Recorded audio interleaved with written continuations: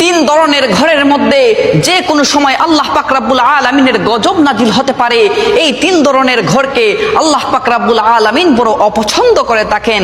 এক নাম্বার হচ্ছে যেই ঘরের মধ্যে নারীর আওয়াজ পুরুষের তুলনায় উচ্চ হয়ে থাকে, সেই ঘরের মধ্যে প্রতিদিন 70,000 ফেরেশতা লানত পাঠিয়ে থাকে।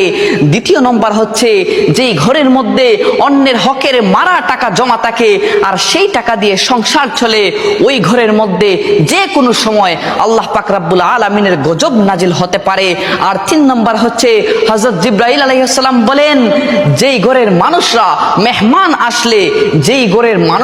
মেহমান আসলে অখুশি হয়, ওই ঘরের মধ্যে যে কোনো সময় আল্লাহর গজব নাজিল হতে পারে।